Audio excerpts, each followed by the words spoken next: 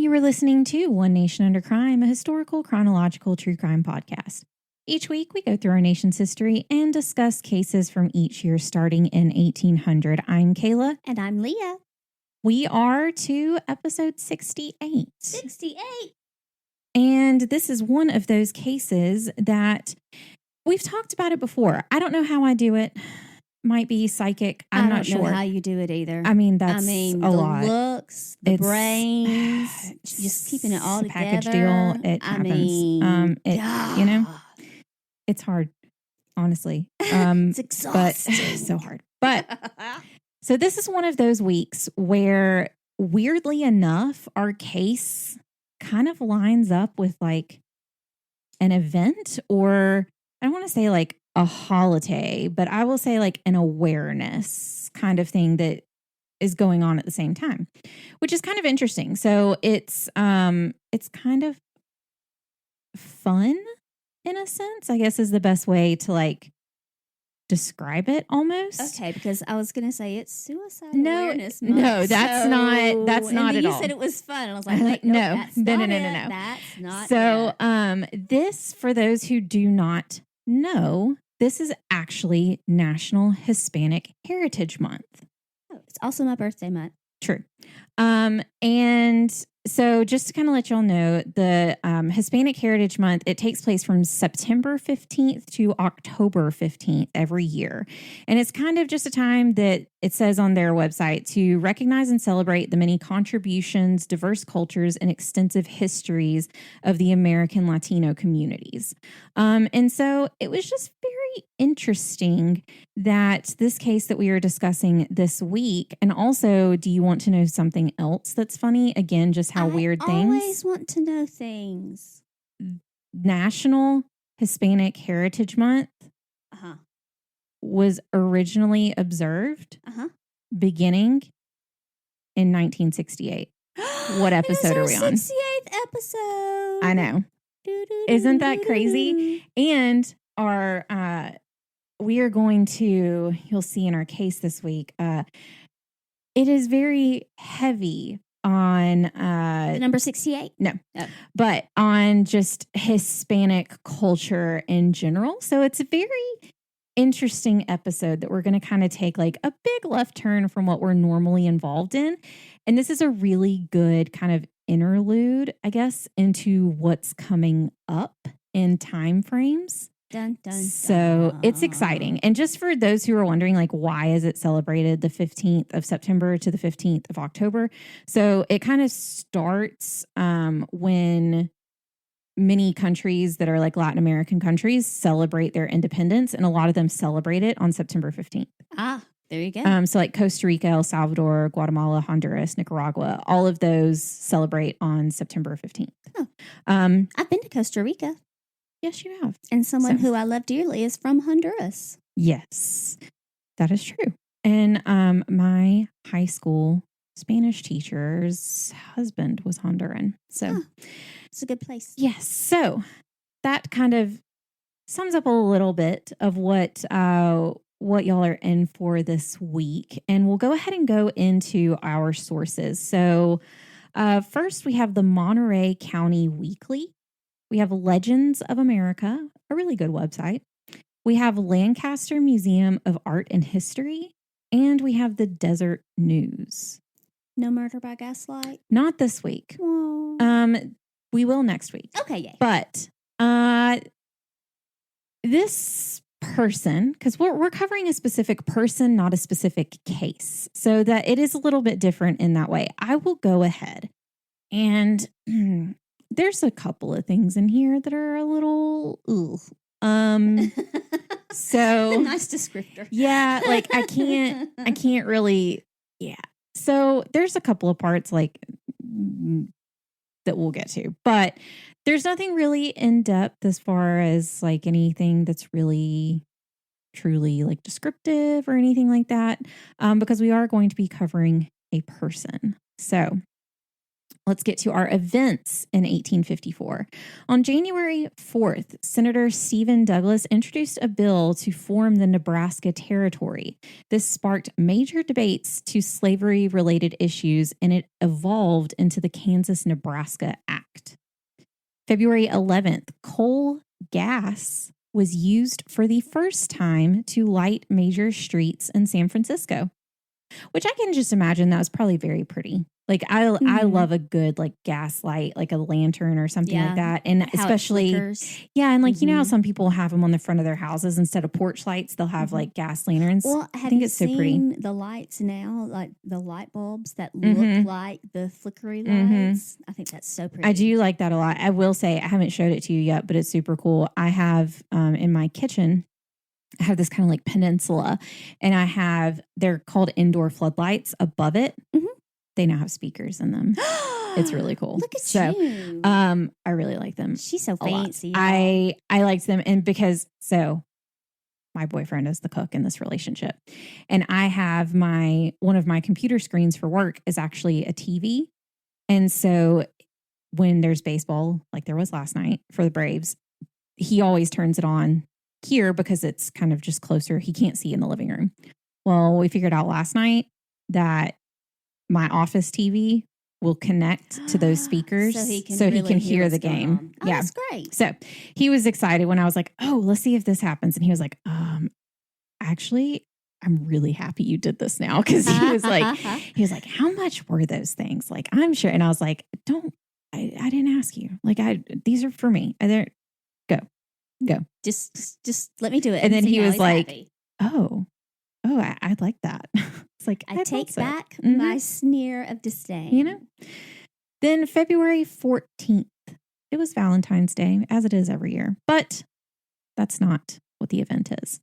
Texas was linked by telegraph to the rest of the United States. Well, welcome aboard. I know. When a connection between New Orleans and Marshall, Texas was completed. Because I remember we talked about this in an earlier episode when you said, couldn't they have used telegraph? And we had talked about like they weren't quite. It would, they hadn't made it all the way there yet. So very interesting. March 17th, the first park land was purchased by a U.S. city in Worcester, Massachusetts. Well, there you go. So the first like public parkland was purchased.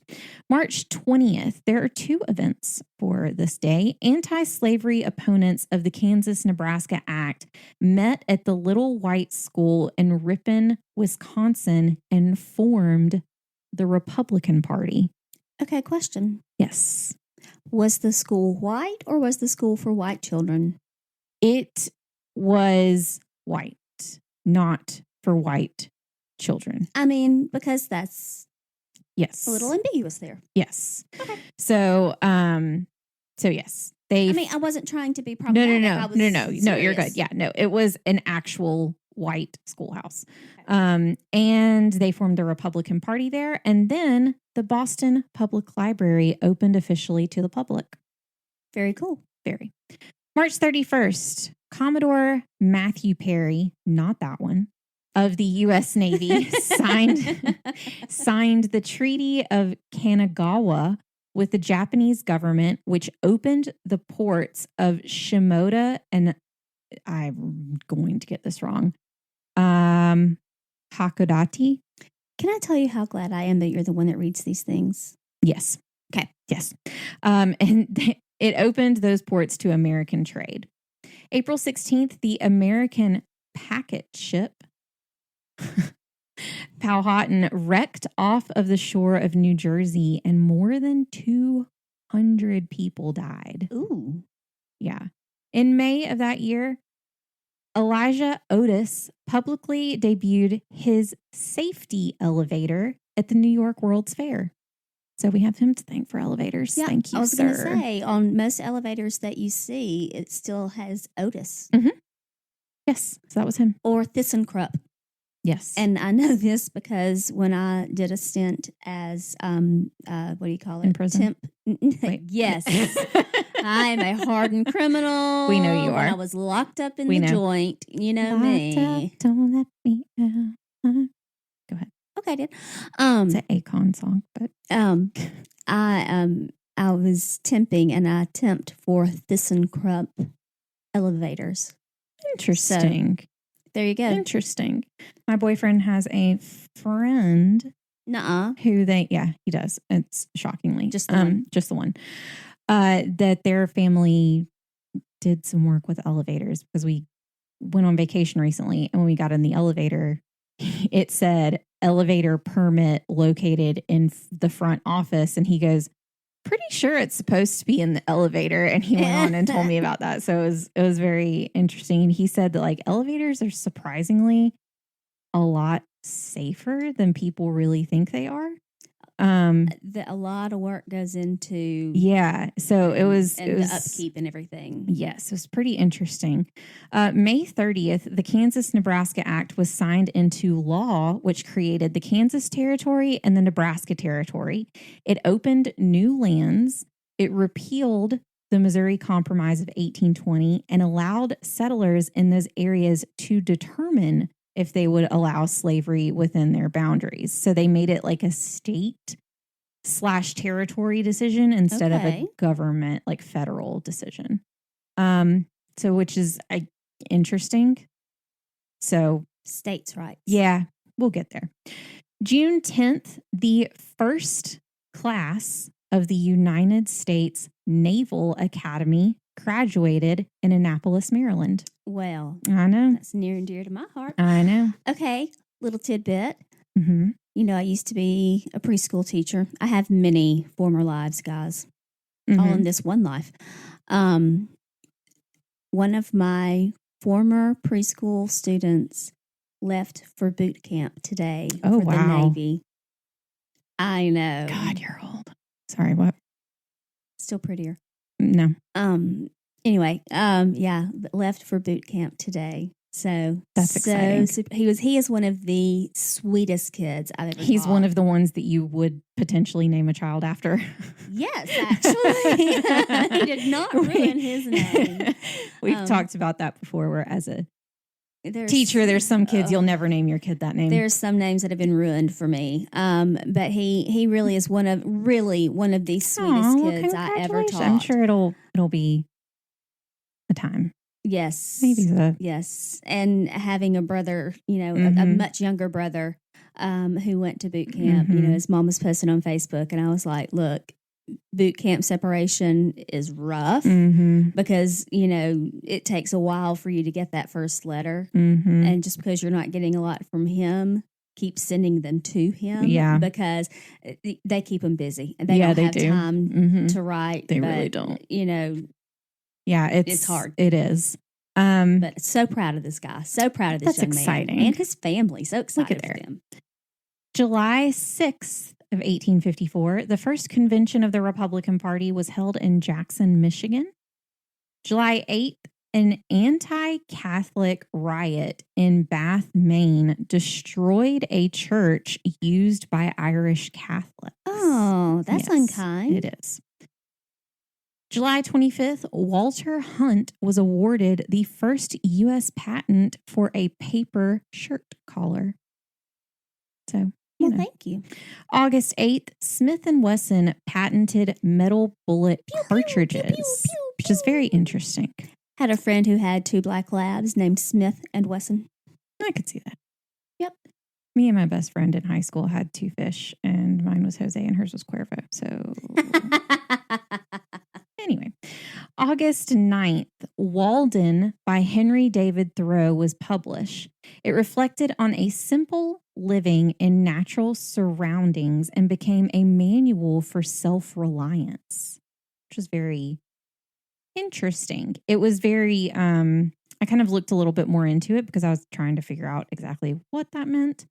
But yeah, it was more like kind of think of like people that like Appalachian kind of living where it's like very simple, very like tied to the land, very self-reliant, very like that kind of thing. It was basically his entire premise was to not be reliant on any one thing. So not to be reliant on a general store, not to be like those kinds of things. Like Gotcha. that you needed to be self-sustaining to some level to where if those things did go away, you could be, which is interesting because one of the things that Country boy can survive. yes, like Gotcha. one of the things that my boyfriend was like really keen on me learning how to do was make bread, because he was like, if anything ever happened, like, you know, we're not by any means like preppers or something like that, but like, which I mean is fine. Like, I get it. But he's also very much like, he likes to know how to do those things. And so he was very caught up on me learning how to make bread, because he was like, if I'm not ever here and like you need this for some reason is some information that's helpful to you, like you need to know how easy it is to like do this and have that knowledge somewhere. Like he's like, I'm not saying you'll remember it, but and I was like, thank you. Thank you for imparting knowledge. So August 19th, the self-governing windmill was patented by Daniel Halliday. Well, thank you, Daniel. I know. I like windmills. I think they're pretty. They are pretty. September 28th or 29th. It's kind of unclear for a few different reasons. And this was kind of one thing that I almost covered, but I couldn't really find a whole lot of information about it, because it was kind of like the case that we did early on where the entire ship went missing, and we talked about the Bermuda Triangle. Yeah. So the USS Albany was lost off the coast of Venezuela with all hands on board. So everyone went missing. I know. October 9th to the 11th, the controversial Ostend Manifesto was secretly drafted. The document implied that the U.S. could acquire Cuba from Spain by any means necessary. Oh, dear. That's yikes. Yeah. Like, I mean, that's war. Yikes. That's well, to turn it around on October 12th, this one I found very exciting for several reasons, but we've talked about recently how, like you've said it, this is like a very exciting time in history, because this is when a lot of educational institutions are coming about. And that's like you and I are very much like we, value education, like it's very important. And so this one just gave me like a happy feeling. October 12th, Lincoln University was chartered in Pennsylvania as the Ashman Institute, and it is the first degree granting historical Black college or university. That is awesome. I was like, I saw HBCU and I was like, oh my gosh, like that's so cool. Like and for it to be 1854, I found that to be very interesting as well, that was like the first one. Yeah. Which it was in Pennsylvania, which does make a lot more sense, but it was just very interesting for it to be at that time period, which was great. And not to say that there probably are some at this time that turned into an HBCU, but this one started as that and continued. So just like in case anybody says like, oh, this one is too, and it's older, but they may not have started out that way. Right. From the with onset, that intent. this one was. October 16th, Abraham Lincoln gave his Peoria speech, which expressed his opposition to the Kansas-Nebraska Act, popular sovereignty, and slavery within the United States. So this is when he finally like outwardly spoke against slavery, talked about all of these different things, which is very interesting because as we just talked about, Ashman Institute turned into Lincoln University. So very... Coincidence? Yeah, I think not. Thank you. November 4th, the Alcatraz Island Lighthouse was built in San Francisco Bay. Not September. Nope, not in that time frame. December 5th, Aaron Allen of Boston patented the folding theater chair. Thank you. Yes, we all thank you. I really wish, just tangent for a hot second. I really wish that they would make the aisles a little wider, just so like I don't have to physically get up and move when somebody needs to go down the aisle. It's very irritating. Okay, but here's my thing. It's frustrating. I think that where the aisle meets where the rows are, I think that there shouldn't be as much of a lip, so that when I'm wearing my true. My what are my shoes called that I was wearing that day? Wedges. Yeah, my wedges.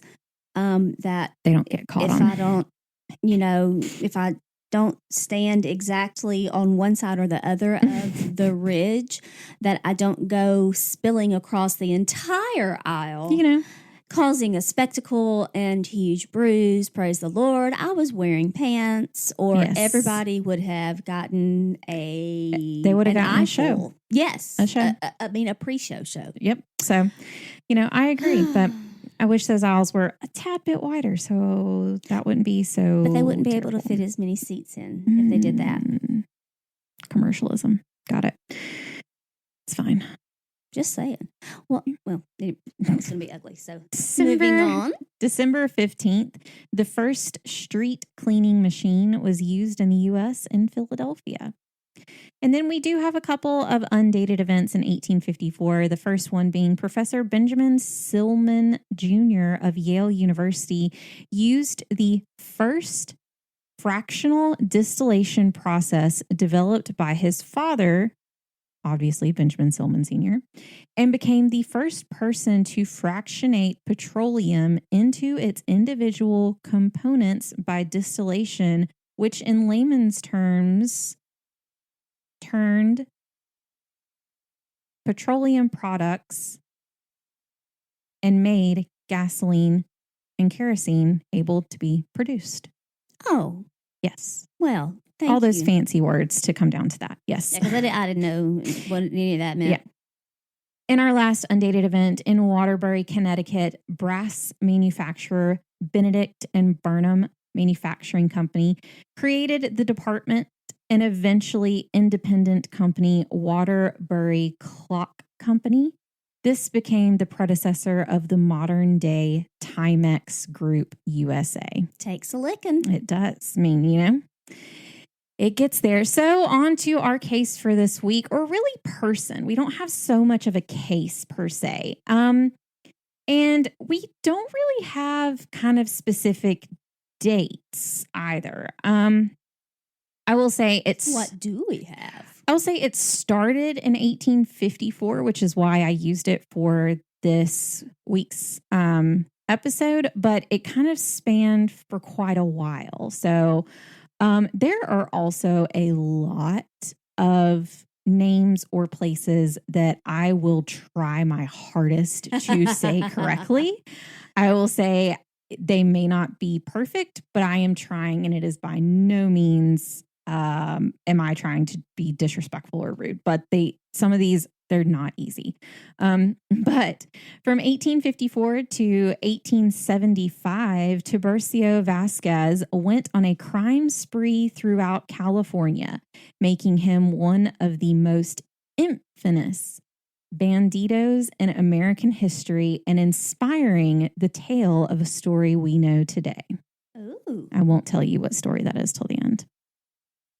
I can't. What if I guess it? You're not allowed to.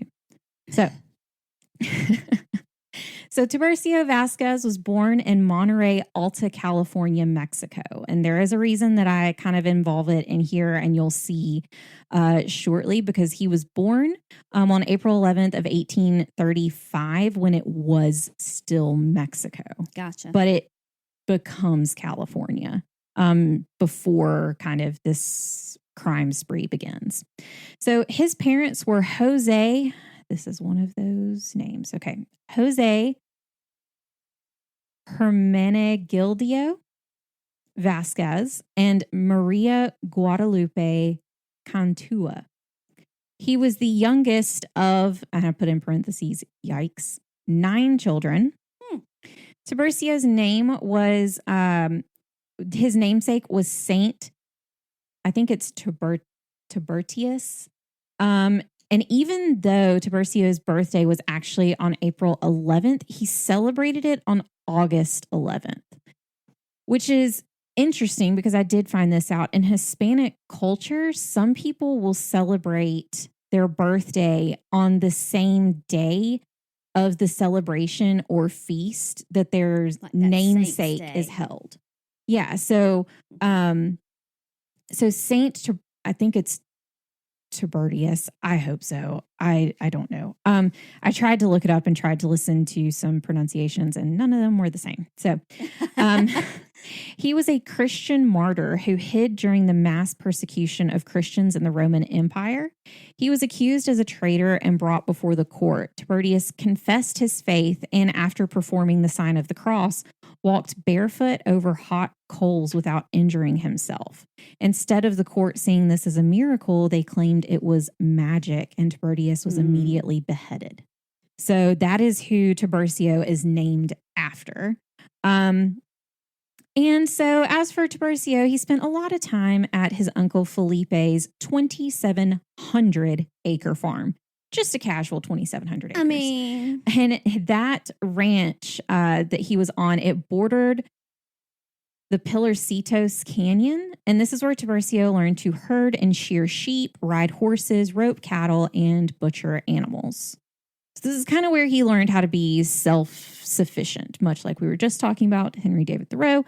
He was learning very much like the ways of his culture and his people, and learning how to kind of be this, rancher like his parents and his grandparents. And we'll actually talk about, I don't know if I threw it in here, but his great grandfather actually migrated to this area and actually started this town. Oh, wow. So they're important. Yeah, like they're very well, they're what we would call today like a white collar family, like an upstanding, like very well off, like family. Like they were very well known. They were kind of the founding family. Yeah, they were it was not a family of, like, he did not grow up in poverty by any means. They were very well known throughout the community, very respected, which will also kind of feed into more of what goes on with him later on.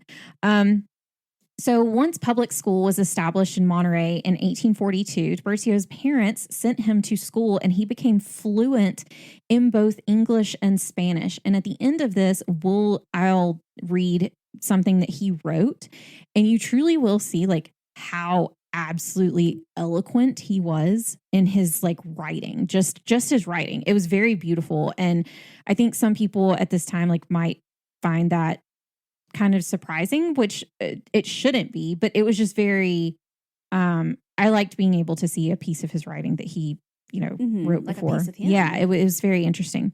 So in 1847, Mexico ceded all of California to the United States, and that is when the English settlers started showing up.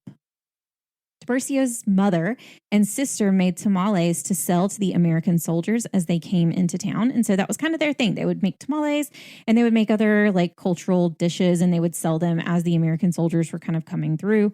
And on one of these days, Tiburcio saw a soldier kissing one of his sisters, and he jumped in to stop what was going on. It's unclear if it was a wanted kiss or not. I couldn't tell. Participation or not. Yeah, I couldn't really tell. But he was only around 14 or 15 at the time. But it's supposedly this event that started his animosity towards the settlers and soldiers coming into California at the time. This was around the same time that he became a well-known horse racer in Monterey. He was around 5'6" and 135 pounds, which made him an ideal size for horse racing, which, to think about, like, that's kind of big for a jockey. It's kind of big for a jockey, I would say. That's not big for a guy. I'm 5'5". Yeah. So me, 1 inch taller, is about how big he was. Like, I mean, it's bigger than me, but I'm short. Yeah, you are short. Best things come in small packages. But yeah, so it made him kind of like a good size for horse racing, because it wasn't like jockey racing. Yeah. It was horse, like actual. So this introduced him to his first love, gambling, and brought his second love straight to him, which was women. Tiburcio worked on several ranches in the early 1850s as a vaquero, which is like a cattle driver at that time. Vaca is cow. Yes. And he was just 17 when he opened a saloon, dance hall, and gambling operation. Look at him. Mm-hmm. It was in downtown Monterey near what is now Webster and Abrego streets. This is the same place where Tiburcio would vow to become a bandit after getting into a fight with Americans who were taunting the woman performing in the saloon one night. Taunting. Yes, they were like catcalling and making fun of her. And he was like, we're not having any of this. No. Yeah. We're not doing this. His disdain for his new neighbors grew as the settlers were pushing the new settlers, which they call them a few different things. And what things did they call them? I know they called them a few different things that, like they called them Anglos a lot, which like Anglo-Saxon, like makes sense. So they would call them Anglos. So they kind of grew some disdain for them because they were actually pushing the current settlers off of their lands, which is not a surprise. We've seen this like just with Native Americans. It's disturbing. And to Tiburcio, the thought that it was actually legal for them to be able to do this when these families had owned and lived on these like ranches for decades was like astonishing. He's like, why is this allowed? Like, we've been here, which makes perfect sense because this was an actual, I know a lot of people think when you think of kind of when we were taking over like lands of Native Americans. I know a lot of people when they think Native American or they think of that time period, like they just think of like what you see in Pocahontas. Like it's this like kind of like there's teepees and there's like little buildings, but it's not like a town. Like they don't think of it. A lot of people don't think like, of this like unclaimed, unfinished. But that's not at all what this is. Like this was a place that was a city. Like a lot of what you would probably see in parts of Mexico today, like an actual sustaining city. Yeah. And like towns. He's like, why are these people coming in and running us off of like what we've been here forever for? And it's legal. And these American soldiers are telling us that we have to do it. But like, we didn't agree to this. And so I can see where there is a lot of disdain and it will grow. And I can honestly say, like, I can't blame them. Like we've said before, when we talked about in our first Gold Rush episode, that was really when the Trail of Tears started and they ran all these people off their land and then had a lottery to give these pieces of land away. But they took all the Native Americans off of it. Like that's not, so I completely get it. I would feel the same as well. So soon, some of Tiburcio's family and friends had to resettle in drier lands than they had been in previously, and their families were severely suffering for it. So in 1854, the year that we're in this week's episode, Tiburcio met Anastasio Garcia. Some sources say that this was actually his cousin, but I could not confirm that. It was only one or two sources that said it was his cousin, and a majority of what I read did not mention them being related. So anytime that I see those things, I like to kind of throw them in just in case. Yeah, it's a possibility. Right. Yes, but it says that they met, so I wouldn't think they would be related, but I don't know. Could be. So Anastasio Garcia was a local bandito or an outlaw, and soon the duo started committing crimes together. A few months later, Tiburcio and Anastasio were at a local fandango hall. I did not know that was a real word. Yeah. Like I knew that I've seen the commercials for like fandango, but like I had to look it up. And of course, when I looked it up, like the website for fandango kept coming up, but it's actually like a fandango hall is like a dance hall that kind of mixed like Latin, a lot of different Latin, like traditional Latin dances into one, and kind of started like they used a lot of castanets and guitars, but it actually, from everything that I read, it was like the start of country music. Like it was kind of one of the big inspirations of like that kind of Westerny, like Hispanic culture. it was very interesting to me. So they were, Anastasio and Tiburcio were at a local Fandango hall when a fight broke out and Constable William Hardmont was shot and killed. Both of the men denied being any part of the murder, but there is one story that insinuated that Tiburcio was the one who shot the constable. Row. Either way, the two fled and Tiburcio Vasquez officially became an outlaw. Wanted man. Wanted man. He soon joined Dead or alive. Yes. He soon joined a gang of other desperados, which for those of you who are big fans of the Eagles song Desperado, which was my father's favorite song, it fun almost fact. came out, by the way. It such a good song. But Desperados were actually like, it's kind of like if a bandito is an outlaw, a desperado is almost like a group of outlaws, which is funny because the song doesn't indicate that. It indicates it's one person. Mm-hmm. But a desperado actually can be in reference to an entire group of people. So that was interesting. But so he joined a gang of other desperados, eventually becoming the leader of the group. Tiburcio claimed his crimes were the result of discrimination by the Norte Americanos and insisted that he was a defender of Mexican American rights. He rode down to Ventura County, working for a time as a vaquero, which we talked about, as a cattle herder, and a shepherd. Anastasio was actually captured in San Juan in 1856 and put on a steamship back to Monterey, where he was charged with 6 murders. Ooh. Yeah, so that was Anastasio. So not Tiburcio. Just charged, but convicted? Well, in 1857, the year after, a masked lynch mob entered the old Monterey jail and put a rope around Anastasio's neck and strangled him. Oh, no. Yeah. So, and then the year before that, kind of at the same time that Anastasio was brought to that jail, Tiburcio was actually stealing horses. And when he was caught on a heist outside of Newhall, he was sentenced to 5 years in a prison that most people will know the name of, San Quentin. It's a famous prison. So, not one you want to go to at all. Probably not. No. I want to go to any prison. It's I want to kind of like Murder is Bad. It's not Arkham. It's not Azkaban. What in Alcatraz? Yep. Azkaban. Keep in mind, I also said Arkham before that. Like, it's not Batman. It's not Harry Potter. It's real. Like it's. And it's I just said that name earlier in this you episode. Sure did. So I was did. why can I not? It's not. So you're just going through the list of A. I was.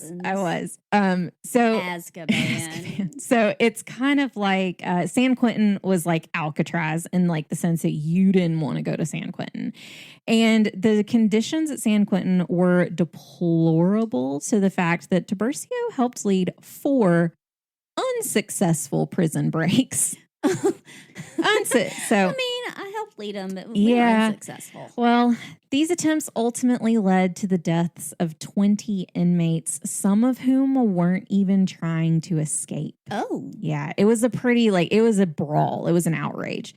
Tiburcio was shot during one of the attempts, but he survived, and we will see that as a running theme for him. He was kind of invincible in a lot of people's eyes. He's like Timex, takes a lick and keeps on ticking.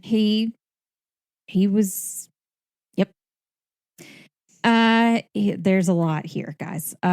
We haven't gotten to some of the worst parts, but we're getting there. So just heads up. For each attempt, Tiburcio was punished with 50 or more lashings. Upon release, he quickly returned to his life of crime and began once again committing burglaries, cattle theft, and highway robberies across Sonoma County. Tiburcio used the numerous rocks and canyons throughout the Antelope Valley and Santa Clarita areas as hideouts from California lawmen. And this is kind of something he would always do.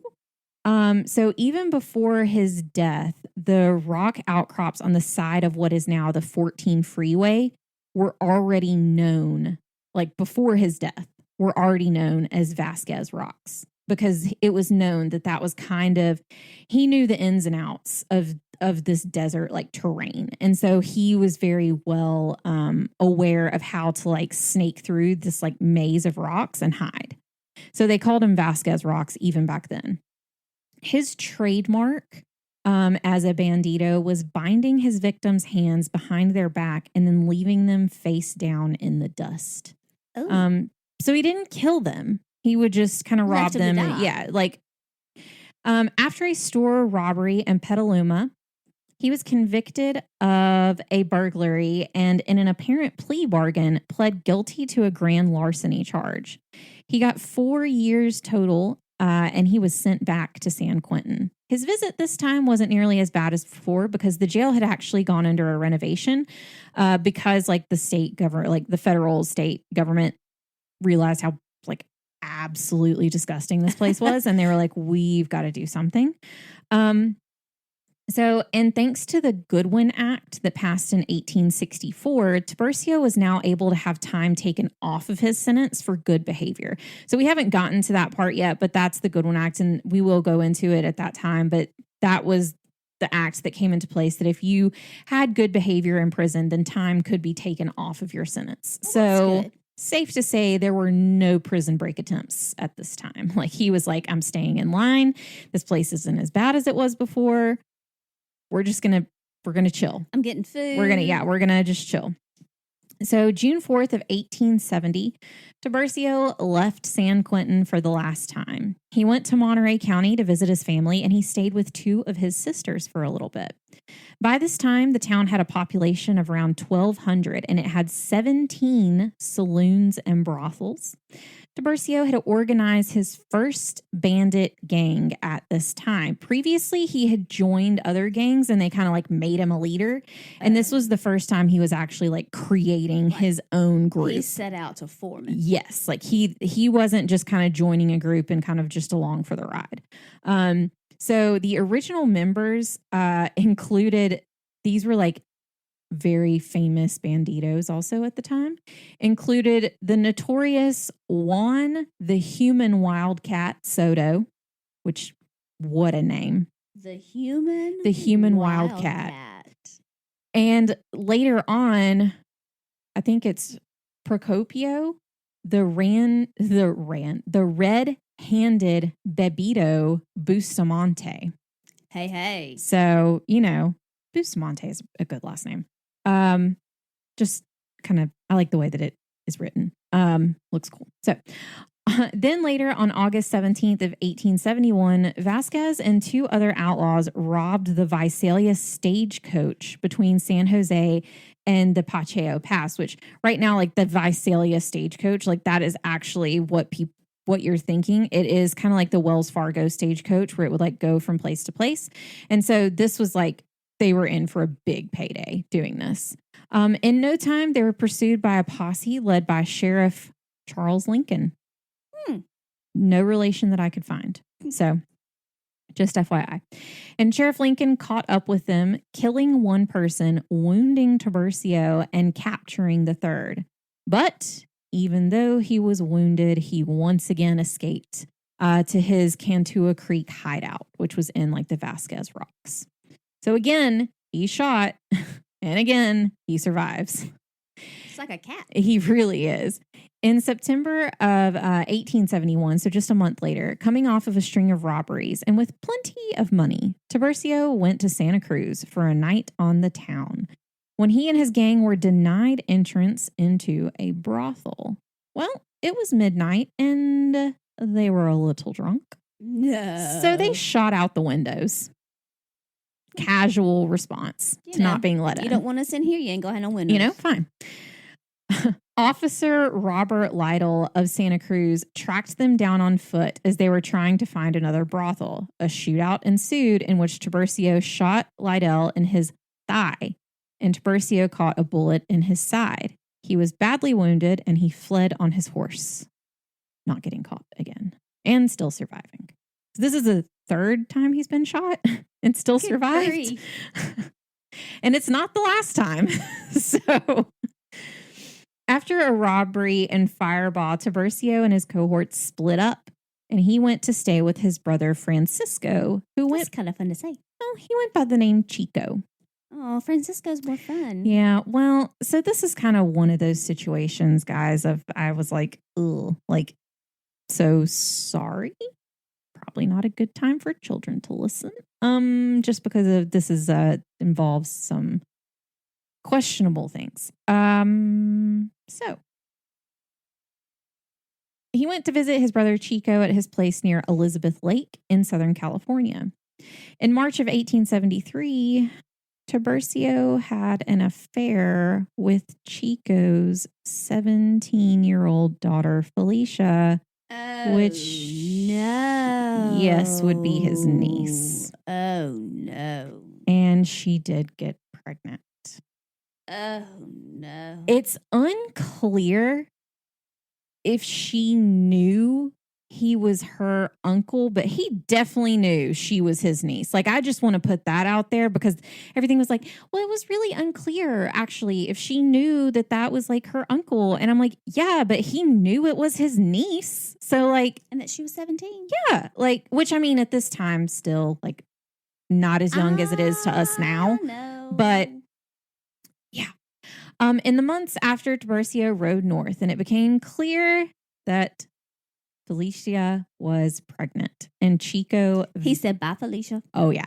Chico vowed he would kill his brother on sight if he ever saw him again. Chico got mad. Yeah. So in Cantua Canyon, in April of 1873, Tiburcio got into a shootout with George Castro, who had property there and in San Juan Bautista, and was reportedly the only man Tiburcio was ever afraid of. Must be some man. Yeah. Several newspapers actually reported that Tiburcio was killed, but of course he wasn't. So it's another section. Sorry, guys. One of his compadres, Abdon Levaya, had recently bought property in Cantua Canyon, and Tiburcio soon had an affair with Levaya's wife, Rosario, and she also became pregnant. I mean, come on, dude. This is not the first, nor is it the last. There's no solid evidence to suggest that the relationship was not consensual. And I say that because there's something that's going to come up in a bit that is important. Tiburcio and his gang gained national recognition in 1873 but not for a good thing. No, when they stole $2,200, which is the equivalent of about $50,000 today, from Snyder's store in Tres Pinos, which is in San Benito. So many words. So after this robbery, Governor Newton Booth placed a reward of $1,000 on Tiburcio's head. I'd turn you in for $1,000. Yeah, okay. Numerous posses began searching for the bandito when San Jose Sheriff John Adams, not that one, he's dead by now, was shot the bed. You know, it's what he did. He's so it is what it is. Sorry. So Sheriff John Adams was pursuing Tiburcio's gang all the way down to Southern California. After a gunfight ensued, he somehow managed to evade capture again. As the running continued down near Elizabeth Lake, Levaya caught Tiburcio having relations again with his wife, Rosario. Yeah. And Levaya kind of suspected that Rosario was in love with Tiburcio, and so Levaya abandoned the gang completely to ride to Los Angeles and turn himself in so he could turn state's witness against Tiburcio. Mm-hmm. He's like, nah. So, yeah, it was when he left, he still didn't know that Rosario was pregnant. Uh-oh. Yeah.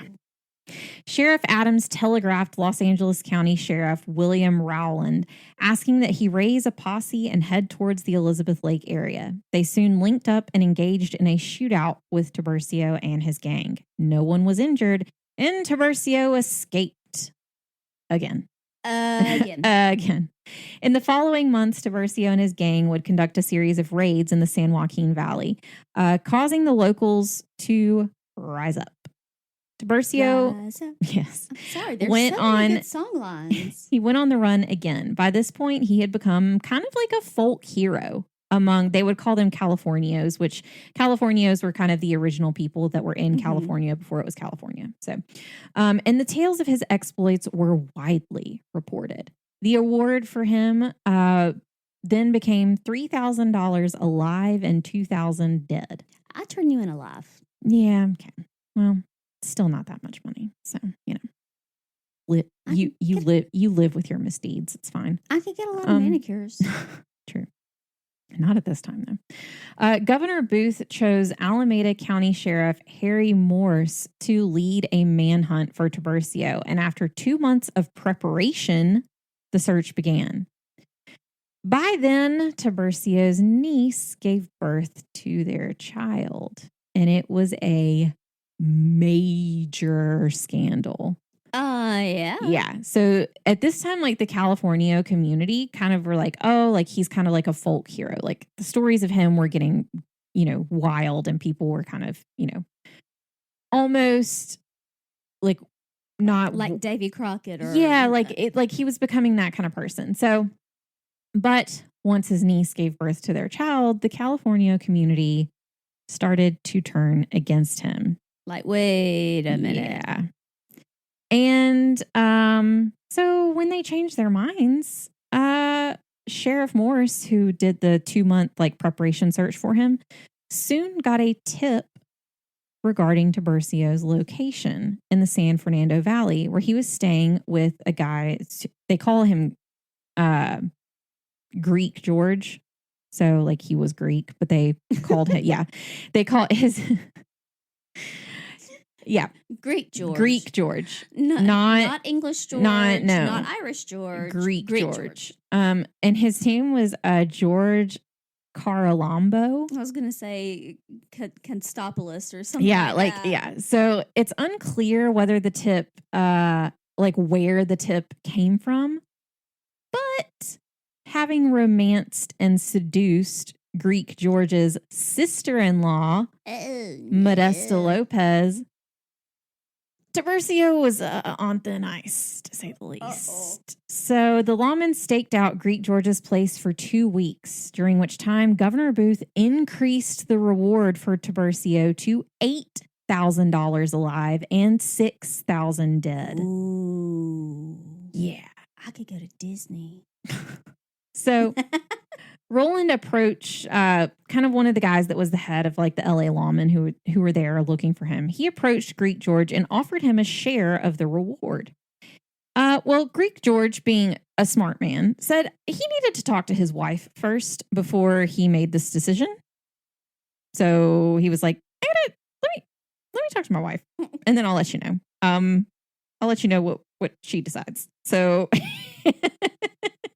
which was funny. They made sure to put that in there. He talked to his wife first. Girl, you better be giving this up.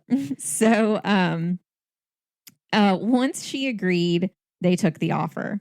Plans for a raid on the property began, and Tiburcio was caught at Greek George's place on the morning of May 14th, 1874. He tried to escape through a window, but was brought down by 2 rounds of buckshot. Oh. Buckshot.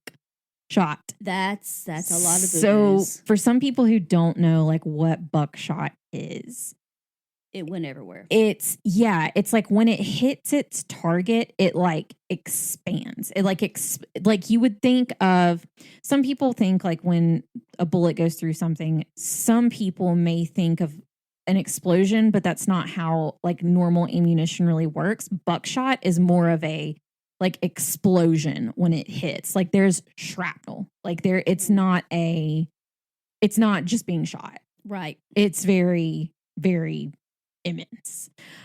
Well, he lost a lot of blood, but he survived. Oh, of course he did. So he was first jailed in Los Angeles, and he was taken to San Francisco by steamer, and then by train to Salinas, and finally to San Jose for his trial. Thousands of people came to visit him in jail.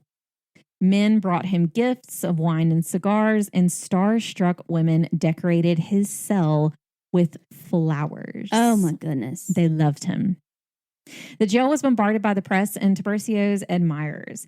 He had to be moved to another jail, but not because of his admirers, because he was being charged with murders that happened in another county. So they kind of had to like move him around at different times. Then on July 10th of 1884, Judge David Belden ordered Tiburcio to be transferred to another jail because it was way more secure than the jails that he was in. He was afraid he's going to be busted out. And this is me writing these notes. It was way more secure than the jails in Salinas or Hollister. And I was like, kind of fitting that the store Hollister could be a jail. Interesting. Some might see that. Like, I'm sorry, there's enough cologne in there that like it's enough to put somebody out. So in January, let's see. No, I said 1884. 1874 was when he was moved to that other jail. So in 1875, his trial began. And though he admitted his involvement in many of the crimes, he denied that he ever killed anyone. But it was to no avail. He was found guilty on 2 counts of murder in the Tres Pinos incident and sentenced to death. The night before his execution, he wrote out his last statements to the public. And he said, so it's just very flowery and very like kind of beautiful, which interesting. Standing at the portals of the unknown and unknowable world and looking back upon the life of this as I have seen it, I would urge upon you to make your greatest care to so train, influence, instruct, and govern the young to whom you have given life, that they be kept aloof from the degrading companionship of the immoral and vicious. So in his last days, he's like, I'm standing here on the edge of not knowing what's after death. And in standing here, like, tell the young people to not do what I did. Yeah. So I just thought that was a very interesting way to say, like, standing at the portals of the unknown and the unknowable. Like, that's such an interesting way to like think of that and put that. So yeah.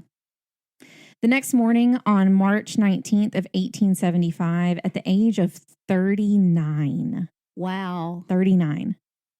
Tiburcio Vasquez was hanged by Santa Clara Sheriff John Adams.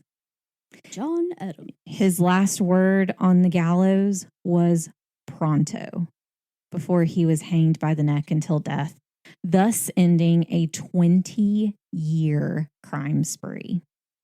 Mercy. He was buried in the old Santa Clara Mission Cemetery in Santa Clara. A New York Times obituary about Tiburcio from April of 1875 said this, quote, Tiburcio Vasquez was a bandit. He and his band ravaged several of the lower counties in California. In the wild, free Andalusian life of Los Angeles and Santa Clara, these brigands found ample room and verge enough for the exploits whose recital takes us back to medieval times. Medieval times. Yes. The story of Tiburcio Vasquez has evolved since his death, and he has been turned into the Californio Robin Hood. So a lot of times, that's what he's kind of akin to. And interestingly enough, like, there's a hospital named after him, like a health center. Like, there's a lot of things that are named after him. So it's interesting. During his lifetime, Tiburcio had acknowledged most of his crimes, but he asserted that his actions were justifiable due to the injustices that had been perpetrated on him and other Mexican citizens associated with the American takeover of California. With his upper-class California background, he is thought to have been one of the main sources for the bandit hero character Zorro. Yeah, I can totally see that. But I mean, you know, they were taking over their whole way of life. Their life. Everything. I mean, I totally get it. I mean, no, violence is never the answer. But, I mean, they were having violence forced upon them. Mm-hmm. And you're protecting what you know. Like, you're protecting that way of life. But Zorro taking advantage of your niece and your friend's wife, that ain't cool. So, of his many remaining namesakes in Los Angeles County, the most prominent is the popular 1,000 plus acre Vasquez Rocks Natural Area, which is owned and ran by the Los Angeles County Department of Parks and Recreation. It is thought that since this was his favorite hiding place, that he must have hidden some of his loot in the rocks. And even to this day, visitors ask where Vasquez's treasure is buried. The legend of the famed bandito Tiburcio Vasquez still lives on despite his sordid crimes and at times questionable morals. And that's the story of Tiburcio Vasquez. That was very interesting. I thought so. When I saw him, I was like, one of the articles, like the title was, "Did you know the origin story of Zorro?" And he was one of the main, and a lot of people don't know that. Some people say based on inspired by a true story, but they don't know who that true story is. And it was would him. Make sense that it was very interesting. And so in celebration of Hispanic Heritage Month, I mean, yes, granted, questionable things there, but an interesting guy nonetheless. I mean, I get it, but what I was saying too is this story misguided. This story kind of opens up a window into what we're heading into, which is the Wild West. And we're headed into Jim West, Desperado, Rough Brado, no, they don't, no, the six gun in this brother running this. Anyways. Any damn lassie in distress. Get out of that. There's what you mean, Jim West. Anyways. I did that. I'm sorry. You did. Such a good movie too, by the way. Such a weird movie, but such a good movie. Odd, I love it. Fun. I love it. So yes, we are headed into the Wild West times. And so I thought this was kind of a good interlude of what's to come. So we have a website where you can find any and all ONUC information you're looking for. It's onenationundercrime.com. We are One Nation Under Crime pretty much anywhere you want to find us. And if you love our podcast as much as we do, please go give us a 5-star review on Apple Podcasts. We greatly would. 5 stars only. We've discussed this before. If you would like to become a patron, you are more than welcome to make your way over there. It's patreon.com/onenationundercrime. All the cool kids are doing that. They are. So we appreciate you guys for listening to this week's episode of One Nation Under Crime. We will see you here, same time, different crime, next week. And remember, there isn't always liberty and justice for all. Even if you evade it several times. I was going to say, or you could try and make your own liberty and justice. I mean, by being Zorro. In the world of choices, be Zorro. There you go. Goodbye. Bye.